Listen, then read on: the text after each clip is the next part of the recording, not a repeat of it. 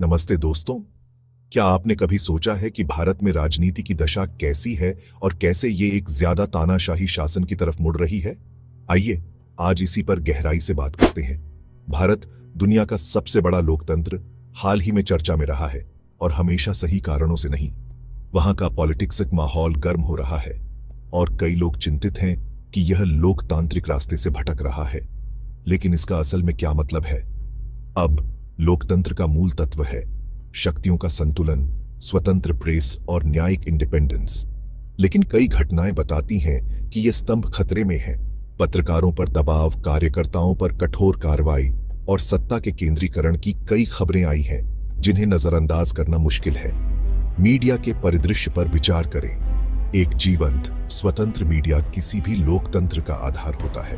फिर भी भारत में ऐसे उदाहरण बढ़ रहे हैं जहां प्रेस की स्वतंत्रता सिर्फ एक सैद्धांतिक अवधारणा लगती है।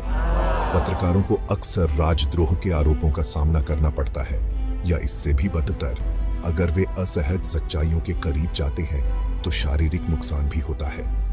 फिर न्यायपालिका है। अदालतों को कार्यपालिका और विधायिका की शक्तियों पर अंतिम जांच के रूप में कार्य करना चाहिए। लेकिन जब नियुक्तियां और कार्यवाही पॉलिटिक्स पूर्वाग्रहों को दर्शाने लगती है तो उस स्वतंत्रता पर सवाल उठते हैं। यह सिर्फ एक या दो मामलों की बात नहीं है, यह एक ऐसे पैटर्न के बारे में है जो उभरता हुआ दिखाई दे रहा है।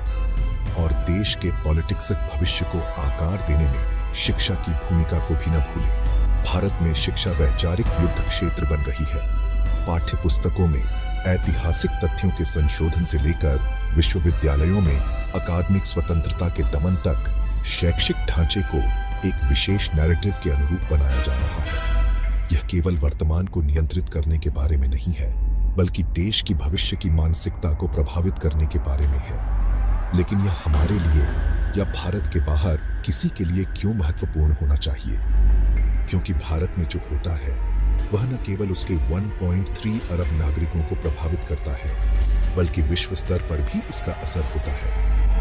भारत विश्व मंच पर आर्थिक और सांस्कृतिक रूप से एक प्रमुख खिलाड़ी है। जो रास्ता वह चुनता है वह वैश्विक व्यापार, अंतर्राष्ट्रीय संबंधों और सांस्कृतिक आदान प्रदान को प्रभावित करेगा। तो क्या भारत तानाशाही की ओर बढ़ रहा है?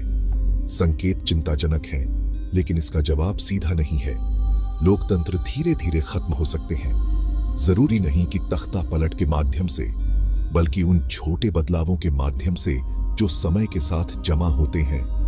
अंतर्राष्ट्रीय समुदाय और भारतीयों के लिए खुद सतर्क रहना महत्वपूर्ण है। इस विशाल और विविध राष्ट्र का भविष्य और वास्तव में इसके लोकतंत्र की प्रकृति एक महत्वपूर्ण मोड़ पर है। क्या यह अपने लोकतांत्रिक आदर्शों को बनाए रखेगा या यह पूरी तरह से कुछ और में बदल जाएगा? केवल समय ही बताएगा। देखने के लिए शुक्रिया और याद रखें, सूचित रहना बदलाव लाने की दिशा में पहला कदम है। अगली बार मिलते हैं।